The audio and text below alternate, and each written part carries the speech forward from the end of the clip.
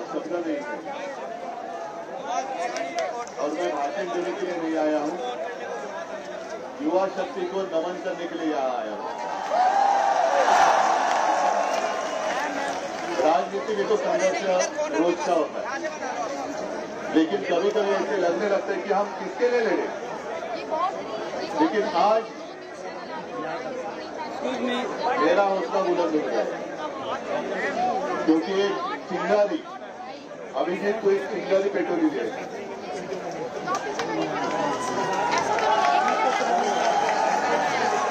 और ये चिंगारी ऐसे बोलने वाली नहीं है, हम नहीं बोलने देंगे।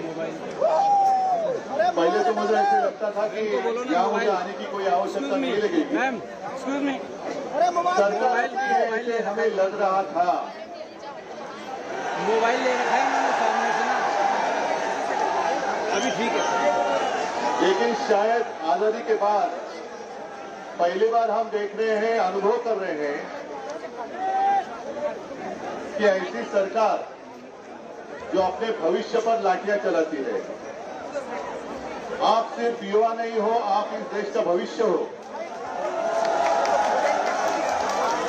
और मैं धन्यवाद देना चाहता हूं उस महानुभव को जिसने ये चिंगारी, जो मुझे लग रहा था कि बुझ गई है, वो जलाई। कौन है महानुभव? सोनम सर बाद में आए। पहले जिसने पहले आपको कॉकरोच कहा। ये देश कोई कॉकरोच का देश नहीं है। ये देश कॉकरोच ने नहीं बनाया है। अगर उन दिनों में आजादी के पहले जो हमारे युवा थे, आप ही के आयु उम्र के थे, जिसे हम अभिमान से क्रांतिकारी कहते हैं, जिन्होंने शहादत नहीं दी होती तो आज हमें आजादी देखने के लिए नहीं मिलती। कुछ लोग ऐसे भी थे जो अंग्रेज थे, वो उनको आतंकवादी मानते थे। और अब मुझे यही लगने लगा है कि जो भी आपको आतंकवादी मानता है कि या वो विदेश से आए हैं क्या। आतंकवादी कौन कहता है आपको पता है।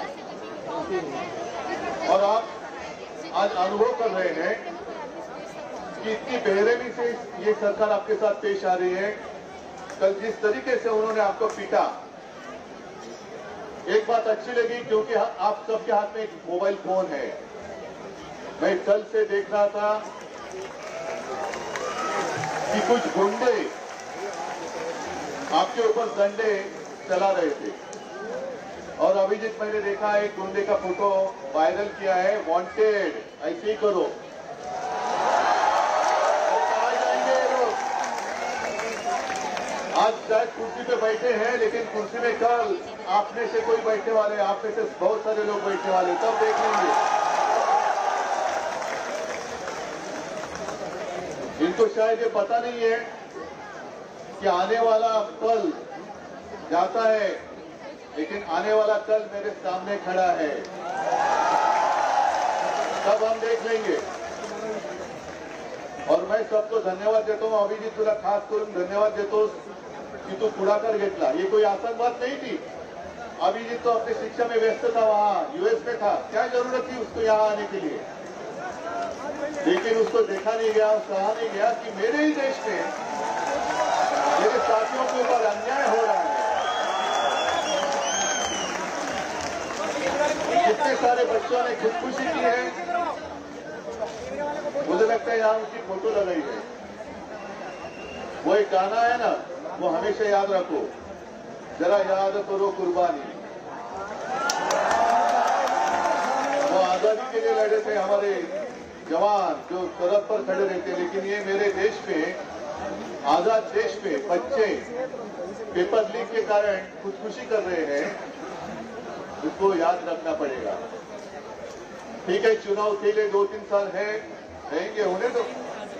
मतलब अपने पास बहुत समय है। अब तो शुरुआत हुई है, अब हमारा जंग शुरू हुआ है। जब तक क्या मांगे हमारी मांग क्या है? सत्ता बदली करना होगा। सिर्फ एक स्पीकर से नहीं चलेगा, पूरी सिस्टम बदली करनी होगी। अगर एक अकेले को हम निकाल देंगे तो चलने वाली नहीं है बात। जब तक सरकार बदली नहीं करेंगे तब तक आपकी जिंदगी में कोई बदलाव नहीं आने वाला है। और मैं तो अभिजीत को पहले दिन से कहते आ रहा हूं कि दिल्ली में आप लोग हैं, डटे रहो। मेरी कोशिश ये है पूरे देश में इस आंदोलन की चिंगारी क्या बुझने नहीं चाहिए। और इसलिए हमने शुरुआत की है महाराष्ट्र में। महाराष्ट्र तो आपके साथ खड़ा है और मुझे अभिमान है एक महाराष्ट्र का युवक आपके साथ नेतृत्व कर रहा है। अभिजीत, आपके साथ कितने सारे युवा हैं, कौन कुठून आले, सबके साथ मेरी कभी कभी बात होती रहती है।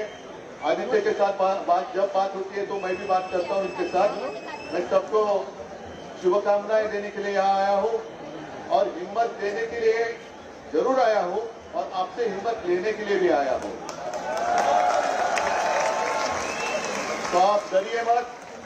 कल आपने जो भी हिम्मत दिखाई है मैं उसको नमन करता हूं, सचमुच वंदन करता हूं। और हम सब साथ हैं और शायद बहुत सालों के बाद जो हमारा देश का बंटवारा करना चाहते थे बीच में मजहब की दीवार खड़ी कर आज वो सारी दीवारें टूट गई हैं और राष्ट्र की ताकत,